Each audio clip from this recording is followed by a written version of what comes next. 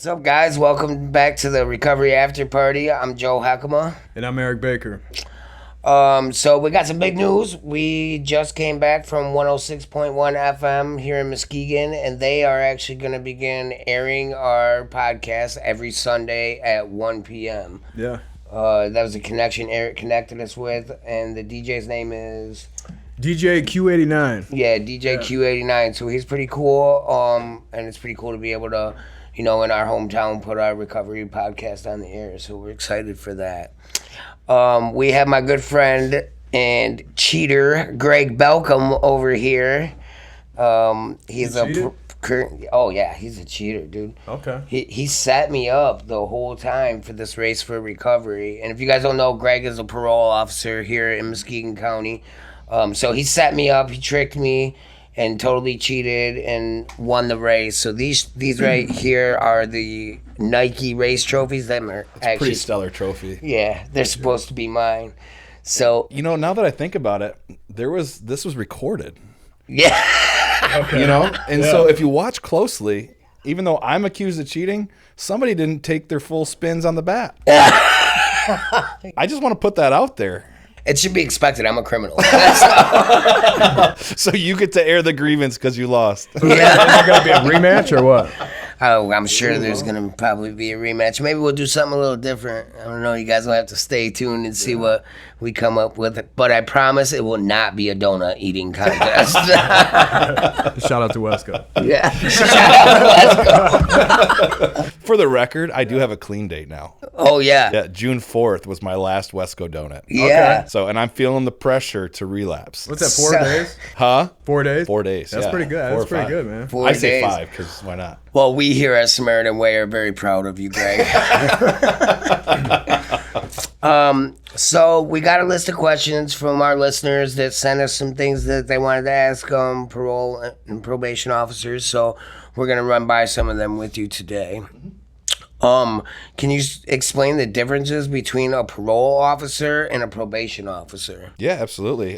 So the simplest way to describe it is parole is a privilege and probation is a sentence. When you're in front of the judge, you're sentenced to a frame of time of incarceration, and sometimes probation's included on that if it's a jail sentence. Parole is something that happens after you go to state prison. So you must go to state prison for a period of roughly 13 months at a minimum, be sentenced to, that, and then as long as your behavior is conducive while you're incarcerated in that facility, you could be eligible for a parole. Individuals may have to serve up to their maximum. If they're given a range from, say, 15 months to 30 years, they could ultimately do the higher end of whatever that range was in those circumstances on parole or incarcerated. Under supervision. Yeah. So when you mentioned, I like that you said that, probation's a sentence and parole is a privilege. Do you feel so, like, personally, from my own experience, from what I've seen and what I've been through myself, it seems like probation is tougher than parole. Parole seems to be a little bit more lenient, especially when it comes to things like UDSs being not proper or dirty drops and stuff. Is that why it's focused that way? Because I feel like a probation officer is more likely to lock you up than a parole officer. Well, there's a variety of things that can really nuance the differences, right?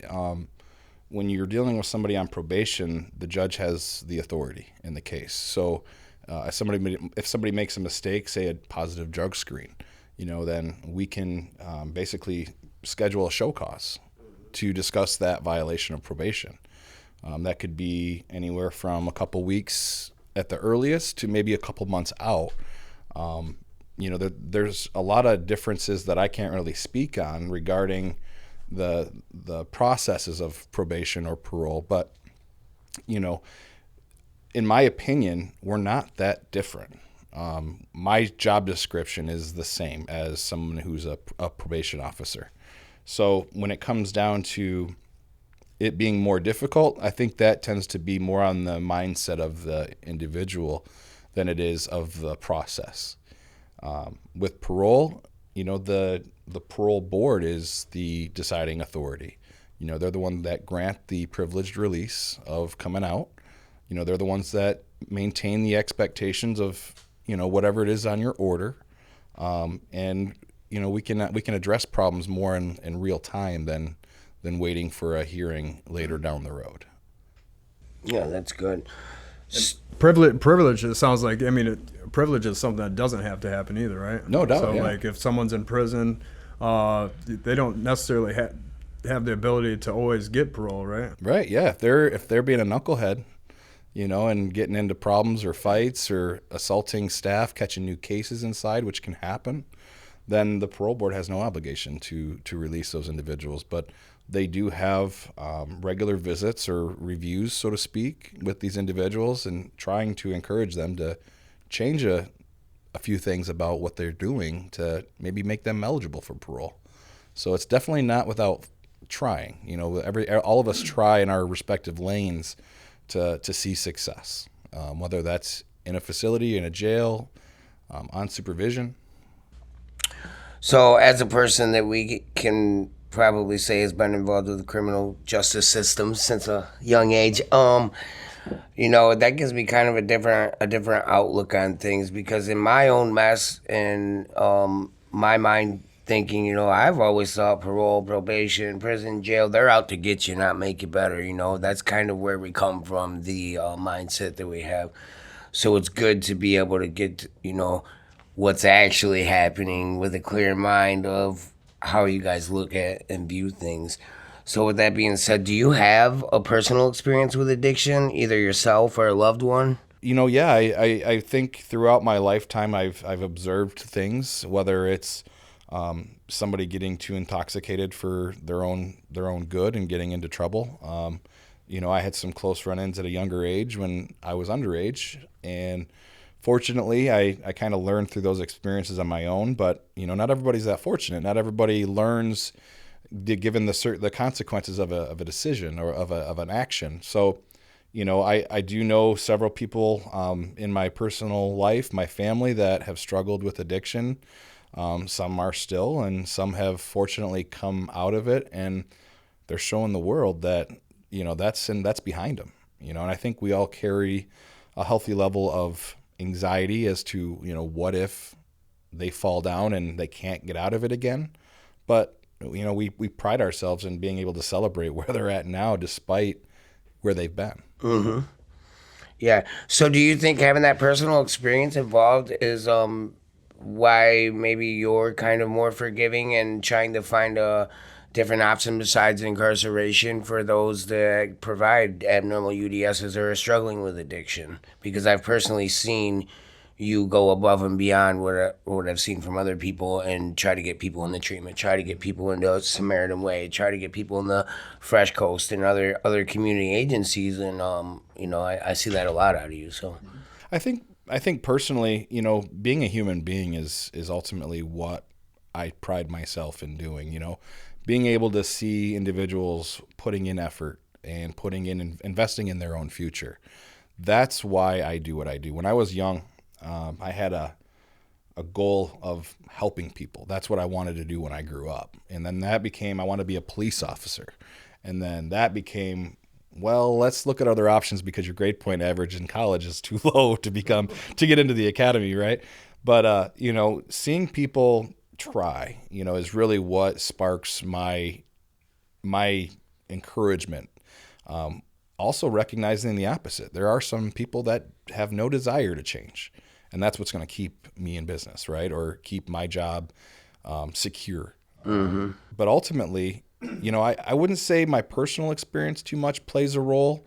It's just being human, I think, is maintaining that humanity of humans, of people, that keeps me wanting to do more, and then also, when you look through the years of our government and, the way we do business, looking back to when you were younger, getting into trouble, things were night and day different than they are now. I can almost guarantee. Yeah. So the culture of when I was growing up in the system, is you're going to have a dirty drop, you did something, had police contact, you don't even go see your PO because you already know you're going to jail. And I can honestly attest now that I see the difference in that. And it's really, it's kind of heartwarming to see that difference, to see the, parole, probation, the jails, the community as one, especially here in Muskegon, has kind of come together and realized, hey, you're not going to cuff the addiction away. You're not going to arrest the addiction away. So let's take a different approach. I've seen that with involvement with CPS, with, many, many, many things here in Muskegon, to where they're coming around to providing recovery, providing these resources to the community and to the parolees so that they can get the access to the services they need. Yeah, we used to have a simple philosophy is if you can't hit rock bottom on your own, we can help you. Yeah. That's good. And that's where incarceration would come from. And, reality is, we've come a long way to changing the way we do business, from being the referee and throwing the flag or issuing the penalty when somebody messes up, to be able to say, hey, you have some other stuff going on, and we need to address that if we really want to see you sober. But there are going to be consequences if you choose not to address that the way we're asking you to, and we're given the flexibility to say, hey, maybe go down to Samaritan Way, maybe go down to another community agency that is in our area that does the same thing. Find where you fit. We're not saying you must only go to this one location. We're saying, hey, find help, and here's some options. Here's some places you can go. So we have a lot more flexibility now than we ever used to. And we're not necessarily encouraged to incarcerate someone because of a drop. We can if that person feels it's appropriate, but it's not necessarily a standard cookie cutter outcome. Yeah, because if the behavior can be corrected prior to putting them incarcerated, right, or incarceration, because I know going into incarceration myself, I get pulled out of using and dirty drops or whatever it was, I go to jail, and I didn't make any of those choices. I didn't change anything that I got going on the outside. I didn't make any new behaviors. I didn't make any new rhythms. So I appreciate the just the synergy. Yeah. And it sounds like having a built-in ally these days is paramount. Yeah. We all have a guy we know. Yeah. You know what I mean? So got a guy for cars. I'm sorry. Got a car for guy for cars, guy for books and Bibles, got a guy for recovery. Yeah.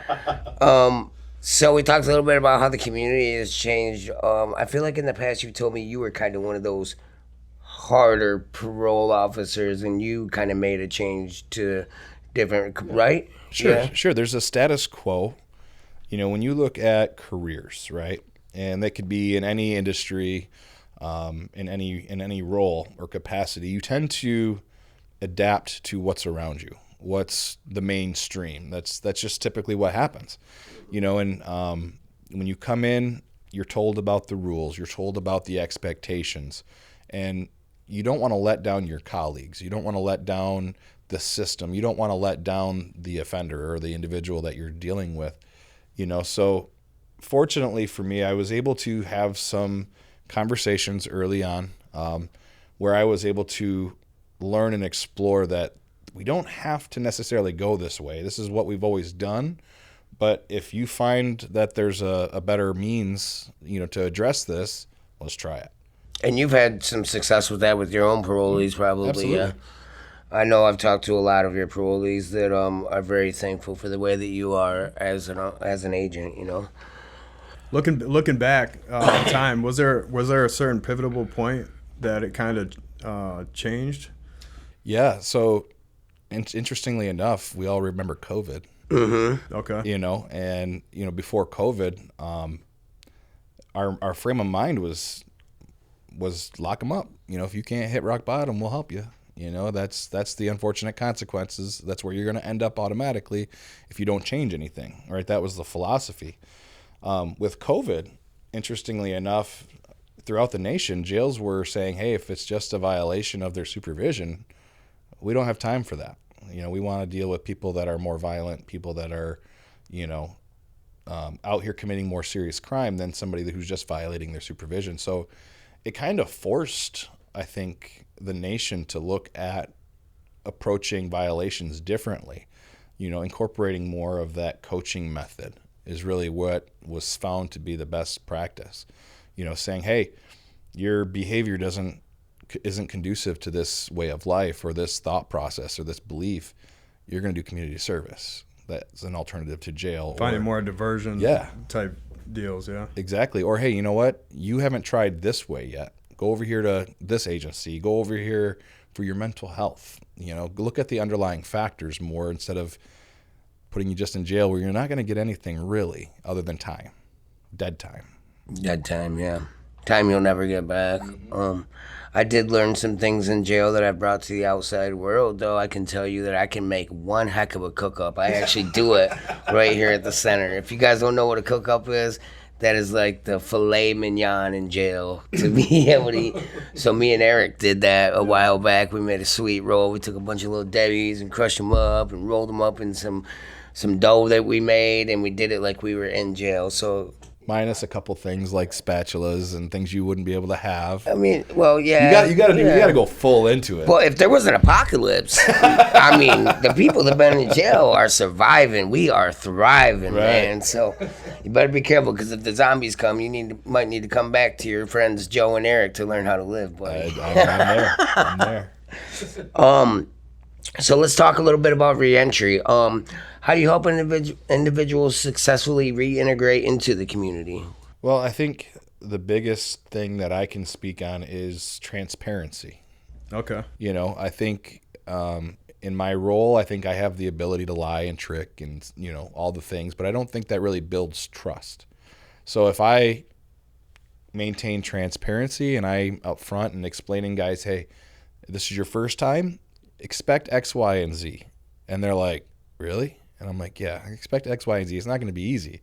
When you look at individuals coming out of a place with nothing more than a duffel bag, they don't know the technology changes. Could you imagine?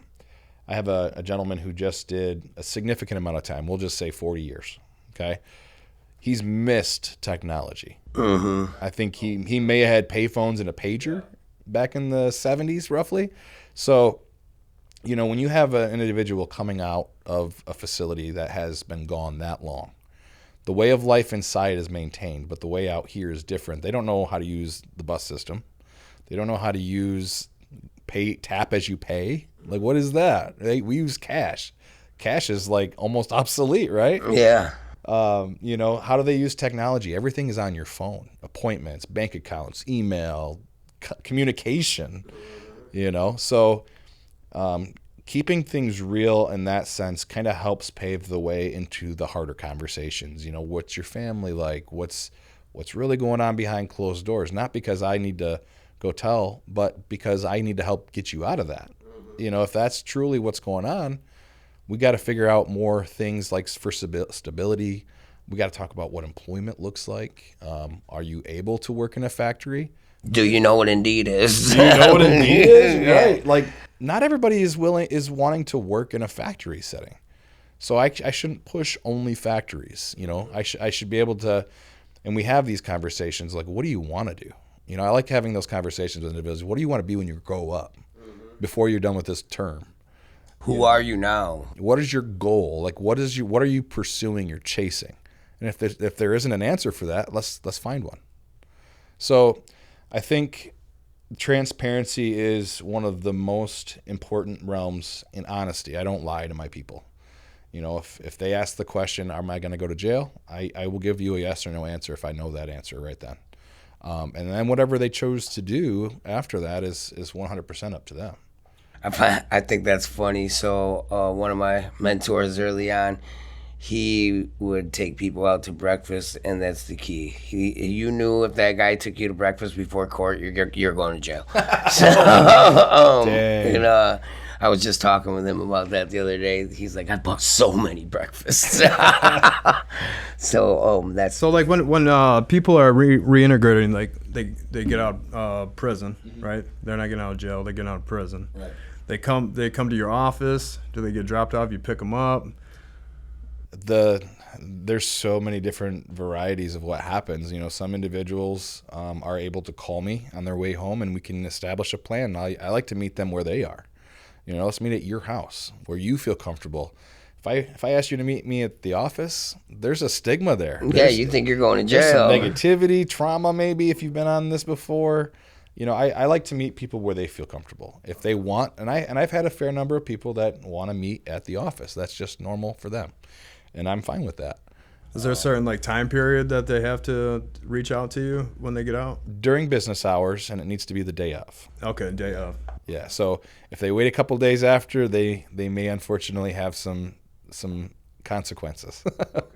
So to be successful, integrating back in the community, right? You talked about work, talked about different factories, different options or whatever. Do you find yourself like helping them get set up with like getting their ID, Yeah, like absolutely. their identification, stuff like that to get back into the workforce? Yep, that's part of our process actually. So when an individual comes home, we're talking to them about the rules and expectations, but we're also asking, what do you have for vital documents? Do you have a driver's license or an ID? Do you have a birth certificate, a social security card? Those are things that you're going to need for employment, typically, at least your social security card and your ID, right? Also, you're going to need an ID for cashing a check, buying certain things. Our age restriction now, like cigarettes, that's a big issue, or vape. So making sure that they have those bare minimum necessities figured out. Yeah, the barrier is out of the way. That's our first task, and then, hey, how are you going to get around? I can help you out with a bus pass or a small gas card if you have somebody that can give you reliable rides. How do I get one of those gas cards? You go to work. Oh, But yeah, I mean, I have a guy, right? So back to that Noah guy situation, Yeah. I have a guy. I got a guy who's got a guy. I got a guy, right? So he can help with, driver, those types of needs. He can help you with clothing, getting hygiene items to be clean and presentable for a job interview. He can help you with getting a CDL, maybe, if that's something that's in your path or some of your goals. He can help you with rent. If getting on your own feet is important for you and maybe financial barriers exist, we can help you save up a little bit of money and help you with rent. We can help you look for Section 8 if that's in the cards. Stable housing. Yeah, pursuing all of these survival needs, right? The hierarchy of needs, we're at the top. We're at the very, very important necessities. And then we're able to branch into employment. We're able to branch into family support, until we're at the end where hopefully, in my line of work, I want to make it not feel like parole. I want to make sure that when I step away, you have all the access to resources and things you may need to live the rest of your life without having to be fearful of jail or prison. One of the reasons I wanted to have a parole officer on here, the reason it had to be you is because I like to be able to call you a loser. So, but a parole officer in general, 3 times. is because reentry and addiction a lot are the same. Even if you're in reentry and you don't have addiction, you do, because you're addicted to whatever you did to put yourself in that position, whether it's selling drugs or gang banging or robbing people or whatever. Those are all falling the same. So it's the same with reentry as it is addiction, in that it matter that you have to reteach yourself how to live. You're coming out of addiction, you got to learn how to walk, talk, act sober. You're coming out of a life full of violence and criminology. You have to learn how to function in normal society. So a lot of them combine. But how often do you work with individuals that are struggling with addiction? Often. I would say more than a majority of time are we dealing with individuals that have a history. And recently a particular situation occurred to where, I asked the individual, I'm like, hey, what does recovery look for you? He said, well, I'm doing pretty good. I'm like, okay, so what's your clean time look like? And he's like, 3 years. I'm like, that's interesting. You just did 6. And that was one of the first circumstances where an individual was admitting that they did use some substance or another while incarcerated. Inside the prison. Inside, yeah. And so talking to these individuals about their experience and their history is very common. Right after we're talking about employment or vital documents, we're talking about recovery. Hey, what does that look like for you? Are you currently a participant of MAT? Are you pursuing that for confidence while you're out here facing the stressors of life, do you have support? Do you know where you can go? Fortunately here in Muskegon, we have Health West, we have Lifeline, Fresh Coast Alliance, and Samaritan Way. So there's a variety of options. There's even clinics that you can go to in the neighborhood to get help. And a lot of people simply don't know that they're there, or they choose not to pursue those because then they can stay in the mess that's normal. It's not in their algorithm. Right. It's not the cards they were dealt. So, it's you mentioned recovery in incarceration. I just recently had a conversation, I think maybe it was you or maybe it was another individual, about institutionalization and how it is really the same for incarceration as it is addiction. It's the way of life that's normal, right? So if you have somebody who's done a decade or more in prison, they're institutionalized.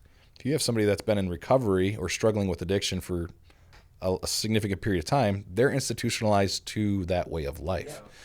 So I think with what I do, I'm able to see those parallels and kind of guide in those right directions to whether it's you or, whether it's a different type of thing. Maybe these individuals don't know how to balance a checkbook or have a bank account for that matter. They've never had to deal with that. Or maybe it's a trigger. How do we get past that? So understanding the parallels when it comes down to incarceration and the other aspects, I think is pretty key to be successful.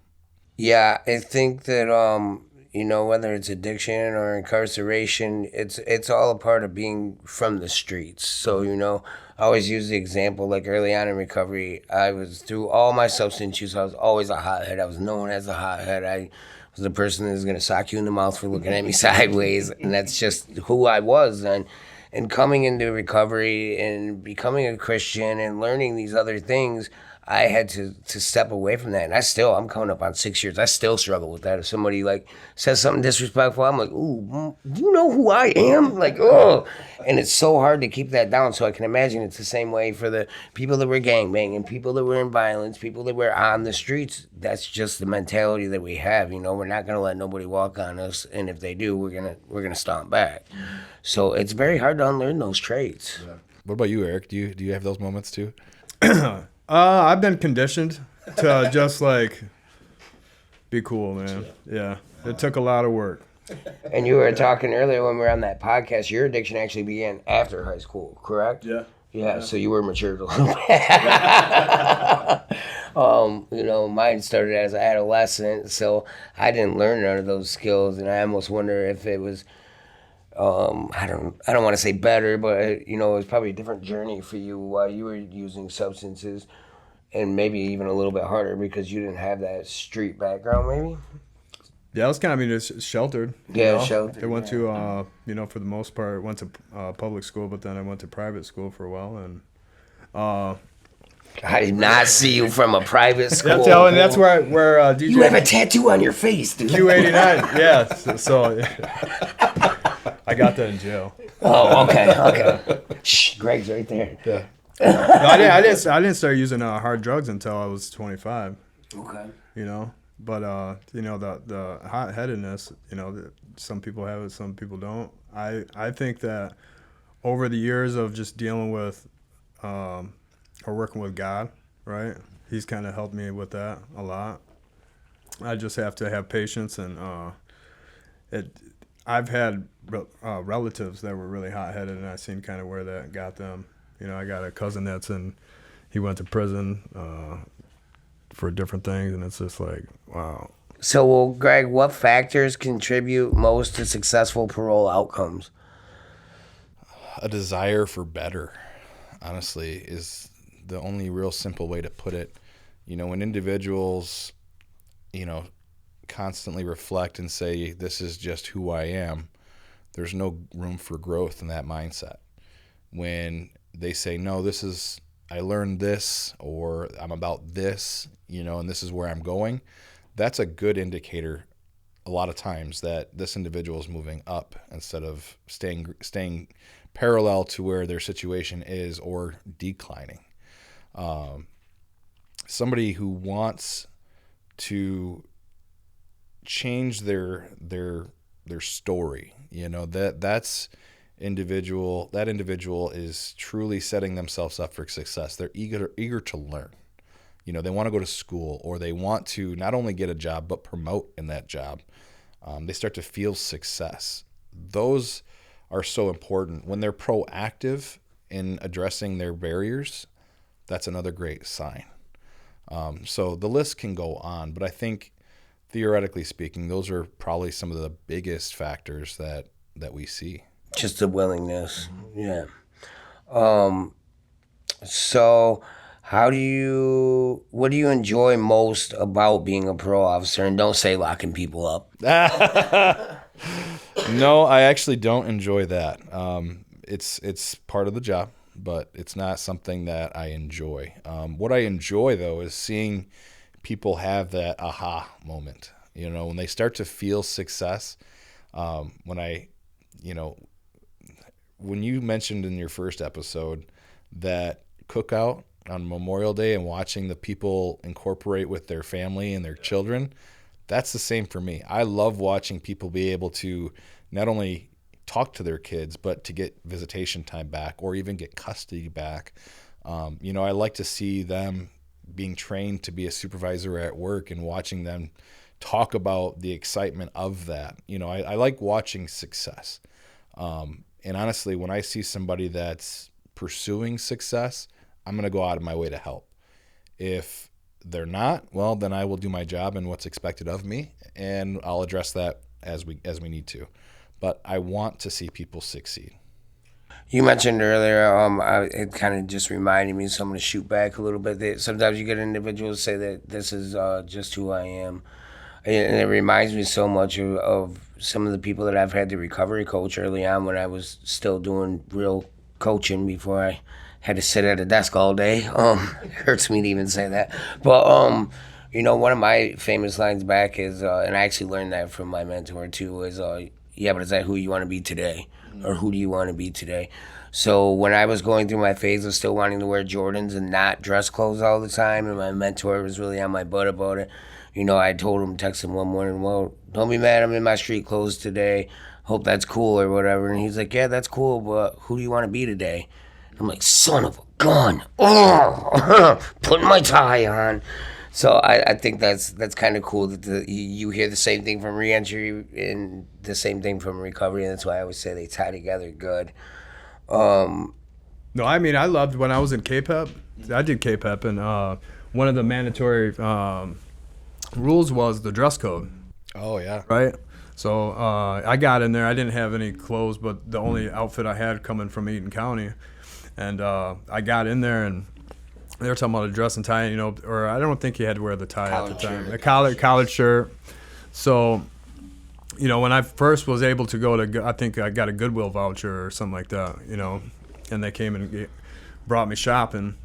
And so I'm like, oh, well, if that's the dress code, oh, there's a B. That's a big B. What up, little B? Don't make him mad. So it was fun to go, and then start getting into like wearing button-ups and, khakis and dress shoes. Where Joe, he wants to wear his Jordans all the time. So here's my view on that. As you grow and you find success in your recovery and whatnot, and if that beat stings me, boy. But as you grow and you find success in your recovery, those things happen, those changes happen there, and changes are always uncomfortable. So for me, in my recovery, the Jordans and the clothes were huge for me because I didn't get those things when I was in my mess because all the money I had was going for drugs. All the money I had blew up. All the money I had was going to drugs. It was going to things that were irrelevant and not where they go. So now I want to look good. And one of the things I found through switching from the Jordans and street clothes into khakis and dress clothes and ties is people look at you different. We as recovering individuals already have a stigma on us no matter what. Like they see the tattoos, they see the way we look, and it's just you don't get the same amount of respect. But if you walk into an agency and you're in a tie or a suit or even dress clothes, just normal dress clothes, you get a different side of respect. You get people look at you different. They talk to you different and they listen to you more. And so with my job, that's a big part, is getting people to listen to what I'm saying, because obviously I'm either trying to get some funding or trying to tell people what we do. So walking in there in a suit and tie, I have the title of executive director, and that helps out too, but you're immediately shifted from the waiting room over to the coordinator or whoever and getting into a meeting, rather than walking in there in Jordans with your pants sagging. You're not going to get very far. So, I can see that now, and I understand that for some of us, it's not a hard transition, Eric. But, I really did struggle with that. It was a hard part for me to do, and now that I've done it and I've seen the success, it's a lot easier for me to do. The one thing I do struggle with is I have to keep extra clothes in my office, because it's summertime and I ride my motorcycle in, and I have a whole different attire for that. So if you ever walk in my office or see any of our videos with my office in the background, I always got suits and ties hanging in my ottoman because I change when I get to work. You buy some chaps yet? No, I do have chaps, but I can't figure out what you're supposed to wear under them, so I just wear the chaps. Jeans? Yeah. Jeans are preferred. Oh, well, I messed that one up. No, it's really cool though, because when you're talking about, like you mentioned, clothing and your dress code, you with those nonverbal cues, you teach people how to talk to you. If you walk in with your pants sagging, wearing a jersey and a flat bill hat cocked to one side, you're not going to get the same respect as you did if you walked in with a collared shirt, clean shaven. So kudos to Eric. He's, if you haven't noticed, he's well dressed all the time. He is very well dressed. I need to hire his person to help coordinate my clothes. I was with Eric the other day, and we were speaking with a participant, and it cracked me up because it reminded me a lot of my early recovery coaching journey. And this guy was so mad, or talking about Eric being so mad at him, and Eric must have had to go track him down in the woods. And apparently Eric said to him, "Man, I don't know what's wrong with you. You got me out here in my Stacy's." And I remember early on when I first started Samaritan Way, I was doing that, and I was going out to the woods, and I remember telling people, "You got me out here in my Jordans." So it really reminded me a lot of that. I always tell people Eric's my Timu Joe. So. Well, I didn't even have to knock on that house that he was at either. No? No, he come right out because he's like, Uh-oh. the people inside were like, "Oh, there's a guy pulled up in a Jeep. He's all dressed up. You better just get out there. You better just get out there. We come to get you, buddy." It's your P.O. Well, that's another aspect, since we're talking about dress code. One of the things I try to do is I try to blend in. I don't like to walk into the suit and tie, because that demonstrates a whole nother aspect of authority or importance. You and I are no different. Yeah. The only thing that's different about us is our experience. You may have experienced incarceration. I may not have. I'm in this position to help you get there. So if I walk in with a shirt and tie, that creates automatic resistance. Have you experienced incarceration? I won't go there, but not on this podcast. We can talk about it later. But nonetheless, it's important, and I think that's what I try to do. Is I try to blend in, wear what people are wearing, and you won't catch me in a jersey. I don't Relatable. Yeah, be relatable and approachable. I don't have any Nikes yet, even though somebody at Samaritan said they were going to buy me a pair for winning the race. I can't buy a size 35 pair of Jordans. Got a big shoe. Yeah, gonna get some Chinese Jordans. No, I'm just teasing. But nonetheless, it's important, that dress code. It makes you feel good, right? Oh, for sure.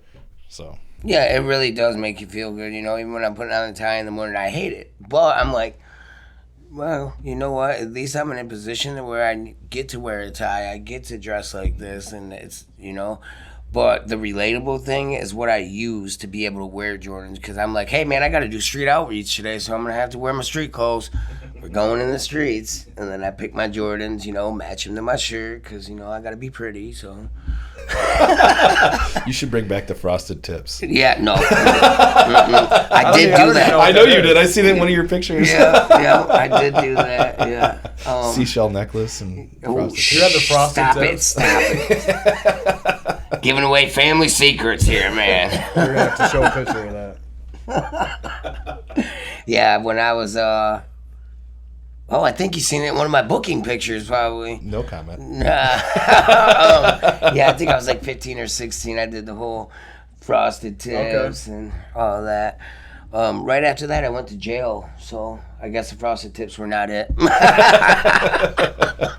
I've seen your booking photos now. How many times you been in there, man? Oh, man. You had to have at least, 20 pictures there. I think there's 16 or something like that. Yeah, there was a lot. I was not a very good criminal. I just kept getting caught. So, obviously, I'm glad I switched professions. But Fortunately, you never made it to state prison either. Yeah. So I heard prison is easier than jail. It's a lot better. So maybe I should have done that. So I think the method worked as is. yeah, it did. My thing was always that if I went to prison, I would probably never get out because I was so cocky and headstrong. I feel like I would have A, gotten shanked, or B, gotten so many tickets that it would have just added to my sentence because of fighting and other things. So I think that was kind of a godsend that I was able to do that. Although if you count all my time up together, I do have like 5 or 6 years in the county building. But it made me who I am today, and it helped build the path to where I was meant to be always. I was talking to Eric earlier on the way here, and I said, even in my addiction, I was a leader. I was, because I could talk the panties off a nun. I could talk anybody into getting high. And I just had it focused in the wrong direction, And once the fog cleared from my mind, I was able to focus it in the right direction. Things started happening. Doors started opening, And that's not something that's immediately going to happen. You're going to get sober and tomorrow you're going to be successful. No, I'm still not successful. I fail every single day. One of the things that I do in the morning time, which is a great success tip too, is I look in the mirror every morning and I tell myself I'm going to do better today than I did yesterday, because no matter what you did yesterday, it was not perfect. I promise. You did something wrong and you can improve on it. And I think that doing that early on in recovery, and still even now today, has set me up to be on a successful journey of growth, just keeping myself in check, staying in touch with my recovery, staying in touch with my people, staying accountable. I live like there's a camera on me at all times, and I don't ever want the camera to catch what I'm doing, so I guess I'm not doing nothing. No, it's funny talking about all of recovery and, criminal histories and stuff. I was just having a conversation the other day with an uncle of mine, and he'll get a kick out of the story, hearing it. But he was telling me, he grew up on a asparagus farm, and they were talking about how to make money, because as an asparagus farmer, you get money at the end of your season. So it could be July or August before you get your income for the year. And so he always felt it was appropriate to sell asparagus upwards of 2,000 pounds in the summertime to try to create some type of revenue flow for the farm. Well, he travels a lot up to Traverse City, up to Mackinac, selling asparagus, and he makes a deal with the farmer to say, hey, I'll buy it from you for this amount, and you'll get a percentage of the proceeds. Sounds like asparagus is code for something here. Well, what I'm getting to is the parallel between legal selling of asparagus and the business aspect of illegal drug trafficking.